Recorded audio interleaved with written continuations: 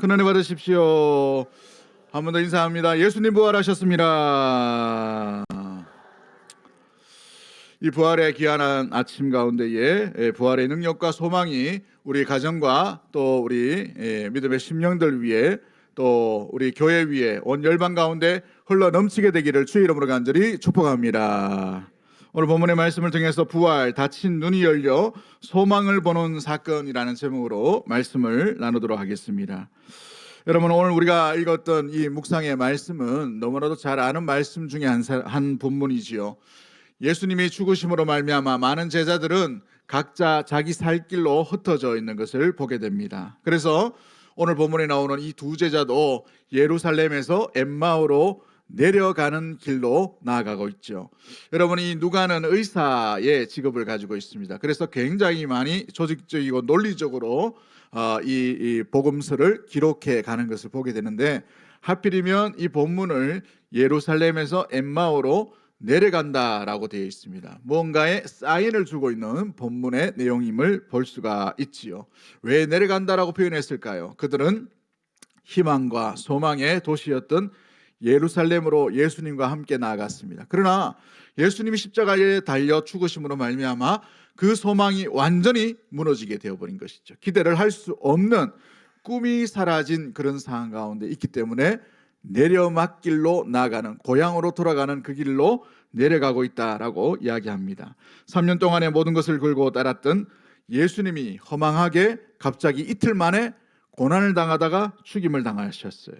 이제는 완전히 패배자가 되어서 그를 따르는 많은 무리들이 뿔뿔이 흩어지는 이와 같은 참담한 일들이 일어나게 되었어요. 그러므로 이 고향으로 내려가는 길은 단순한 길이 아니라 패배자의 길이요, 낙향하는 낙향의 길이요, 절망의 길이요, 실망과 도망의 길이었음을 알 수가 있습니다.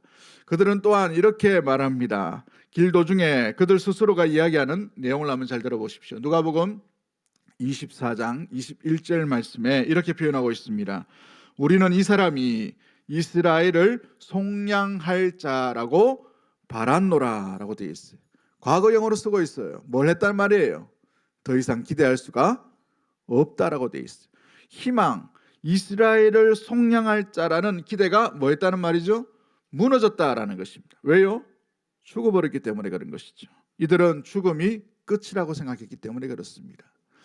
예수님께서 분명히 3일 만에 부활하실 것을 약속하시고 여러 번 약속으로 부활하고 난 뒤에 갈릴리에서 너희들보다 먼저 기다리라 말씀을 하셨음에도 불구하고 말씀의 약속은 까마득하게 잊어버렸어요. 왜 잊어버렸을까? 그들은 예루살렘의 그 열기와 인기에 도취되어 있어요. 거기에 들어가면 뭔가 할 수 있다, 뭔가 나라를 세우고 자기들의 욕망과 자기들의 기대가 있을 수 있다라고 생각했지만 그 꿈이 골고다에서 완전히 무너지게 되었습니다. 예수님의 죽으심으로 말미암아 완전히 끝났다라고 해서 도망자와 또 낙향의 길로, 내리막길로 이제는 더 이상 바라볼 수가 없다, 기대할 수가 없다라고 그들은 스스로 말하고 있는 것이지요. 바로 그런 절망의 현장 가운데에 부활하신 예수님께서 그 길 도중에, 엠마오 가는 도중에 예수님께서 그들을 만나 주셨다라는 사실입니다. 그들은 그럼에도 불구하고 예수님을 전혀 알아듣지도 못하고 알지도 못하고 발견하지도 못하게 되었어요. 한참 길 가는 도중에 주님께서 그들의 눈을 열어주심으로 말미암아 그제서 그들이 어떻게 합니까? 주님이신 줄 알았어요. 그럴 때 주님은 이미 떠나고 없는 상황 가운데 놓이게 되었다는 것이죠. 오늘 이 자리에 앉으신 여러분 가운데도 인생의 엠마오 길을 건넌 분이 있을 줄 압니다. 비슷한 심령으로 나오시고 또 삶을 살아가고 있는 분들이 있을 줄 알아요. 하나님 앞에 열심히 살아보려고 했는데 뭔가 막힘이 있어서 더 이상 할 게 없습니다라는 절망과 실망의 마음으로, 또 우리의 삶과 우리의 생활이 열려지지 않음으로 말미암아 더 이상 나아갈 수 없다라고 자신만의 한계와 틀을 만들어버리고 여기까지입니다라는 주저앉음이 우리 마음 가운데 있는 것은 아닌지, 그래서 귀향의 길, 절망의 길을 걸어가고 있는 우리의 모습은 없는지 우리 자신을 한번 돌아보기를 원합니다. 이 부활이란 우리가 끝이라고 생각되는 그 지점에서 비로소 시작되는 하나님의 놀라운 시작의 이야기인 줄 믿습니다. 새로운 생명을 열어가시는 놀라운 일인 것이죠. 그러므로 2000년 전에 일어난 신비로운 기적만을 이야기하는 것이 아니라 오늘 우리의 삶 가운데 절망 속에 또 실망과 어둠 속에 찾아오신 주님을 바라볼 수 있는, 발견할 수 있는 은혜의 귀한 복된 주의 날, 부활의 날이 되기를 주의 이름으로 간절히 축복합니다. 그러기 위해 우리가 기억해야 될 것이 무엇입니까? 여러분, 거꾸로 흐르는 강물을 역류라고 하지요. 세상의 모든 원리는 중력의 법칙을 따라서 흐르게 되어 있습니다. 높은 곳에서 낮은 곳으로 흐르게 되어 있어요. 또한 생명도 마찬가지죠. 생명은 있다가 어디로 향해 달려갑니까? 모든 생명은 죽음을 향해 달려가기 마련인 것이지요. 이것이 세상의 순리입니다. 그러나 부활은 이 거대한 죽음의 중력을 거스르는 놀라운 하나님의 능력인 줄 믿습니다. 여러분, 씨앗이 땅에 떨어져 무엇보다도 열매를 맺으려면 어떻게 해야 됩니까? 그렇죠. 껍질을 까고 튀어나와야 되는 것이죠. 땅 속에 흡수돼야 됩니다. 그래야 뿌리를 내리고 줄기를 펴고 그 가운데 꽃을 빼고 또 꽃을 맺고 열매를 맺게 되어 있다는 것이죠. 껍질을 깨고 썩어져야만 비로소 싹이 나타나게 되는 것을 보게 되지요. 부활은 회복 정도가 아니라 새로운 차원의, 그러므로 놀라운 변화를 이야기하고 있다는 사실입니다. 이사야 55장 8절과 9절 말씀에 뭐라고 말씀하십니까? 이는 내 생각이 너희 생각 다르며 내 길이 너희 길과 다름이라 여호와의 말씀이니라. 우리의 지혜와 우리의 이성과 우리의 합리적인 어떤 경험으로 주님을 판단하거나 세상의 일을 생각할 때에 우리는 넘어서지 못하는 벽을 만나게 돼요. 성경 말씀 가운데 가장 먼저 등장하는 본문의 제목이 무엇입니까? 창세기예요. 1장 1절에 뭐라고 되어 있죠? 태초에 하나님이 천지를 창조하시니라. 말씀으로 창조했다. 이성적이고 과학적으로 증명이 될 수가 없어요. 여러분 한번 보십시오. 이와 같은 일들을 어떻게 우리 이성으로 다 파악할 수 있을까요? 이성으로 이해되지 않는 부분이죠. 그렇습니다. 이 무엇보다도 생명의 줄기를 거스러 오르는 놀라운 방법을 주님은 순간순간마다 믿음의 사람을 통해서 많이 일으키셨던 것을 말씀 가운데 우리는 찾아볼 수가 있어요. 갈대아 우르에서 아브라함을 부르실 때 75세였습니다. 그에게 아들을 주시겠다고 약속하셨어요. 그러나 25년 후에 100살이 된 노인이 된 아브라함에게서 이삭이 태어났어요. 과학적으로 설명이 됩니까? 안 됩니까? 될 수가 없는 상황이에요. 사라는 그 몸이 죽었다는 것을 자기 자신이 먼저 알고 있던 여인이었습니다. 그러므로 말미암아 웃었죠. 그러므로 말미암아 이 여인에게서 태어난 아들을 웃는다라는 이름으로 뭐라고 짓습니까? 이삭이다라고 이렇게 짓고 있는 것을 보게 되죠. 400년의 노예 생활 가운데 탈출할 수 있었던 이유를 한번 보십시오. 강대국에 있던 애굽을 무너뜨리고 나오게 한 것은 사람의 힘이 아니었어요. 사람의 능력이 아니었습니다. 사람의 군사력이 아니었어요. 오직 하나님께서 그들과 함께 하심으로 말미암아 그 바로를 쳐 부수시고 주님께서 놀랍게 승리로 이끌어 주신 줄 믿습니다. 여러분, 우리는 상상할 수 없는 놀라운 이 생명을 거스리는 놀라운 일들이 성경 가운데 많이 있음을 발견해 볼 수가 있는 것이죠. 그 정점에 있는 것이 바로 사망 권세를 무너뜨리시고 부활하신 주 예수 그리스도의 부활의 사건인 줄 믿습니다. 이것은 사실이며 무엇보다도 진리의 말씀 가운데 있는 것을 보게 되는 것이죠. 사람들은 죽음을 막다른 골목으로 봅니다. 그래서 죽음은 끝난다라는 생각을 가지고 있어요. 그러나 하나님은 죽음을 새로운 길로 열어가시는 놀라운 첫 번째 관문으로 열어가시는 놀라운 능력의 하나님이 우리가 믿는 신실하신 하나님인 줄 믿습니다. 우리 믿음의 성도는 죽음으로 끝나는 인생이 아니에요. 믿음의 성도는 죽음으로 인하여서 새로운 영원한 삶이 시작되는 줄 믿습니다. 그 영원한 삶의 출발이 바로 이 죽음의 관문이라는 사실인 것이죠. 부활하신 우리 주님께서 그 천문을 열어주셔서 이 부활의 첫 증인이 되어주심으로 예수 그리스도를 믿는 자, 하나님의 자녀가 어떤 삶을 살아갈지에 대해서 분명히 우리에게 보여주신 첫 번째 사건, 바로 무덤 문을 여시고 생명 가운데 죽음을 이기시고 부활하신 주님의 놀라운 일이요 사건인 줄 믿습니다. 그러기에 우리가 걷는 이 고통의 길도 마찬가지입니다. 이미 부활의 영광을 얻으신 주님께서 함께 걸어가신 그 놀라운 길들을 기억하며 우리에게 이 사망이나 절망이나 고통도 어둠도 우리를 얽매일 것이 아무것도 없음을 믿는 믿음의 모든 가족들이 되기를 주의 이름으로 간절히 축복합니다. 믿음의 성도는 죽음을 이기신 주 예수 그리스도를 따르기 때문에 죽음이 우리를 얽매이지 못한다는 사실을 항상 잊지 아니하고 죽음 가운데 절망하지 말고 죽음을 승리로 바꾸신 주 예수 그리스도 안에 날마다 나아가는 우리 믿음의 모든 가족들이 되기를 주의 이름으로 간절히 축복합니다. 이와 같은 일들이 어떻게 우리 가운데 믿음으로 열려지고 믿음으로 드러나게 될까요?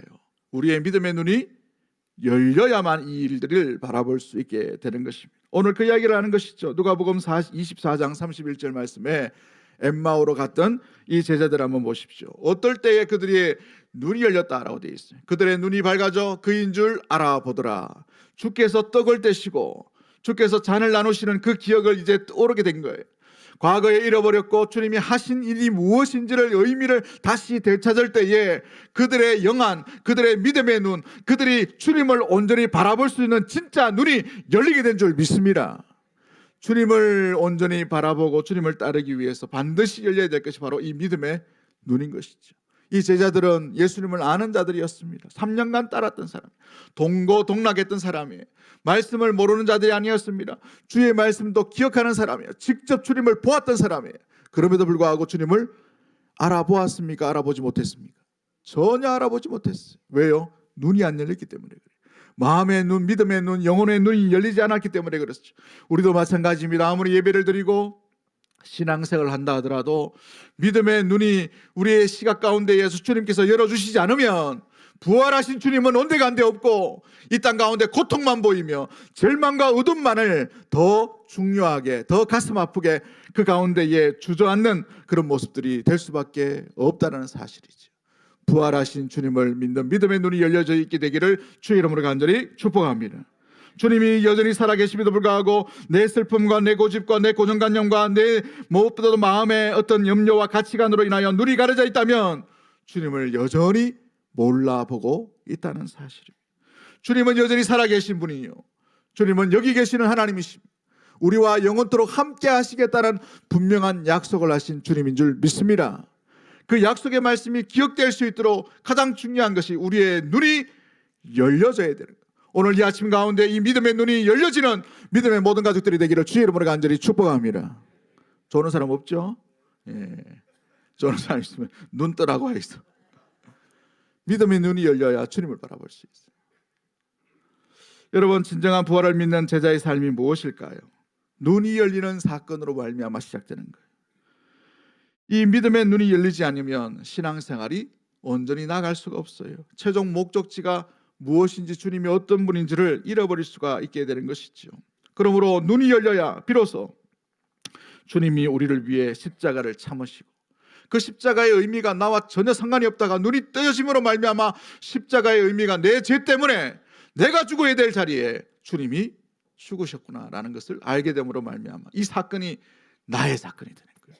나의 십자가가 되는 것이고 내 죄 때문에 죽으셨는데 다시 이 죽음, 내가 죽어야 될 자리에 부활하심으로 말미암아 나의 부활로 온전히 믿겨지는 놀라운 일들이 눈이 떠짐으로 말미암아 열리게 될 줄 믿습니다. 우리 고난주간 가운데 주님께서 또 감동을 주셔서 묵상하게 한 찬양이 있어요. 이 찬양이 뭐냐면 찬송가 451장 2절 가사입니다. 내 눈을 밝히 떠서 저 십자가 볼 때 날 위해 고난 당하신 누가 보입니까? 주 예수 보인다. 그 형상 볼 때 내 맘에 큰 찔림 받아서 그 사랑 감당 못하여 눈물만 흘리네. 이 눈이 오늘 이 아침에 부활하신 이 기념의 날 가운데에 우리의 심령 가운데에 열려지게 되기를 주의 이름으로 간절히 축복합니다. 부활하신 주님은 여전히 그 몸에 흔적을 갖고 계셔요. 부활하셨으면 몸이 좀 깨끗하면 더 좋은데 왜 흔적을 가지셨을까? 그 흔적은 그 몸으로 고초당하시고 찢기신 그것을 그대로 보여주시면서 이 몸으로 죽음을 통과하시고 부활하신 그 증거를 보여주시기 위해 스티그마, 흔적을 남겨주셨어요. 너희를 위하여 지키고 너희를 위하여 못 박히고 너희를 위해 흘린 이 몸이 죽음에서만 머무는 것이 아니라 생명으로 온전히 이어짐을, 이 영광의 상처, 영광의 흔적을 그대로 제자들에게 보여주셨습니다. 예수 믿고 부활을 믿는다 하더라도 우리 안에 고통과 아픔은 떠나지 않을 때가 있습니다. 이 상처 투성이 이 땅 가운데에 우리의 심령 가운데 벗어날 길이 없는 아픔과 외로움과 근심과 걱정이 우리 가운데 있을 줄 알아요. 그러나 그것을 주님은 영광의 부활의 상처로 변화시킬 수 있는 충분한 능력이 주님께 있는 줄 믿습니다. 고난이라는 재료, 아픔이라는 상처, 이것을 가지고도 주님의 나라 가운데 놀라운 아름답게 영광의 흔적으로 변화시킬 충분한 능력이 부활하신 주님 안에 있음을 믿는 믿음의 모든 가족들을 되기를 주의 이름으로 간절히 축복합니다. 그러기에 우리에게 있는 절망도 마찬가지고 떠나지 않는 상처도 마찬가지, 거기에 함몰되지 말고 그 상처를 주님 앞에 그 십자가 아래 내려놓게 되기를 원합니다. 부활의 영광이신 주님께서 그 귀한 상처를 받으시고 그 심령을 온전히 영광의 길로 온전히 인도해 주시는 놀라운 일들이 일어나게 될 줄 믿습니다. 2010년도에 칠레에서 한 광산 가운데에 33명의 광부가 700m 간 가운데에 갇히게 되었습니다. 갱도가 붕괴해버렸기 때문인 것이죠. 700m라고 하면 구조 가망성이 거의 없는 것입니다. 그들은 이미 죽었다라고 했어요. 이틀, 3일, 4일, 11일 지나도 그들의 소식이 들려지지 않았습니다. 그러나 그들은 오히려 그 갱도 속에 갇혀 있음으로 말미암아 서로를 격려하고 질서를 정하게 됩니다. 예배 담당자, 기도 담당자를 세워요. 그 지하가 예배의 처소가 되어버렸습니다. 먹을 물이 점점 말라가고 음식이 점점 없어지는 그 가운데에 하루에 우유 아주 3분의 1도 안 되는 그 잔을 서로 나누게 되었어요. 이것을 먹고 버티면서 비스킷 한 조각, 이게 하루 이치에 식량으로 배분해서 똑같이 그렇게 하게 되었어요. 그러나 17일 되는 그 날에 위에서부터 소리가 들립니다. 굴이 뚫리게 된 거예요. 그래서 그들이 종이를 써서 이 쪽지를 올려보냅니다. 우리 모두 33명 모두 살아있습니다 라는 소식을 올려보내게 되었습니다. 그 일이 있고 난 뒤에 곧바로 구조된 게 아니에요. 무려 50일이 지납니다. 50일이 지났는데도 불구하고 그들은 이 질서를 어기지 아니하고 서로를 위로하고 서로를 격려하고 서로를 북돋아주면서 용기를 내게 하고 위로를 하며 서로 함께 보내게 되었어요. 69일 지나고 난 뒤에 좁은 구조 캡슐이 이제 그 땅 가운데 깊숙이 들어오게 됩니다. 한 명씩 한 명씩 구조될 때에 눈을 다 가렸어요. 갑자기 햇빛 보면 안 된다 해서 다 눈을 가리고 나오게 되었어요. 다 구조가 된 다음에 한 강부가 이렇게 고백합니다. 우리는 그곳에서 59일, 69일 만에 구조받았는데 그곳에서 그 어둠 가운데에 두 존재와 함께 있었습니다. 그 두 존재는 하나는 우리를 무너뜨리려고 하는, 이제 죽었구나 하는 무너뜨리려는 존재였고, 또 다른 하나는 우리를 붙들어 주시는 하나님이었습니다. 그리고 우리는 누구를 선택했느냐? 하나님을 선택했습니다. 하나님이 여기에 함께 계십니다라는 이 믿음을 선택하게 되었다는 사실이에요. 부활을 믿는 사람은 어떤 것이라고 말할 수 있을까요? 부활은 단지 예수님께서 죽음에서 살아나신 사건, 그것을 믿는 데만 머물러 있는 것이 아니라 믿음의 삶의 연속으로 이어져 가는 모습들을 바라보게 됩니다. 어둠과 절망이 있던 자리에 하나님을 선택함으로 말미암아 이곳에 주님이 계십니다. 이곳에 역사하고 계십니다. 우리와 함께 하시기에 이 어둠과 이 절망도 충분히 빛으로 인도하실 능력이 주님께 있습니다라는 고백을 하며 살아가는 존재라는 사실인 것이지요. 때로는 패배자처럼 보이고 연약한 자처럼 보이지만 이 부활의 능력으로 말미암아 아름답게 그 일들을, 이 고통의 여러 가지 조각들을 하나님의 놀랍게 만들어 가실 아름다운 모자이크처럼 귀하게 부활의 영광으로 사용하실 것을 믿고 믿음 가운데 이 고통 속으로, 고통의 현장을 떠나지 아니하고 그 속에 견디며 이겨낼 수 있는 그 귀한 부활의 능력을 간직하게 되는 것입니다. 우리의 인생도 지하 700m와 같은 시간들이 있을 때가 있지요. 아무것도 보이지 아니하고 누구도 도와주지 않는 그런 난관에 처할 때가 종종 있습니다. 내 인생은 끝났구나라는 느낌이 올 그 순간이 있다는 것이죠. 그러나 그때 우리가 해야 할 일은 단 한 가지입니다. 사랑하는 성도 여러분, 여전히 하나님을 선택할 수 있는 믿음의 사람 되기를 주의 이름으로 간절히 축복합니다. 예수님은 부활하셨습니다. 그 부활의 능력은 죽음이라는 그 고통, 끝났다 하는 순간 가운데 다시 새로운 생명으로 나아가게 하시는 놀라운 능력인 줄 믿습니다. 그러기에 하나님이 나를 붙들고 계신다는 그 사실을 믿는 믿음 안에 이 어둠과 같은 세상을 뚫고 주님이 예배해 놓으신 그 빛으로 날마다 걸어가는 우리 사랑하는 놀라운 믿음의 모든 가족들이 되기를 주의 이름으로 간절히 축복합니다. 여러분의 상처를 주님은 영광의 흔적인 스타로, 영광의 흔적인 놀라운 일들로 바꿔가실 충분한 능력이 주님 안에 있는 줄 믿습니다. 할렐루야! 예수님 부활하셨습니다. 기도합니다. 사랑과 은혜 하나님 아버지,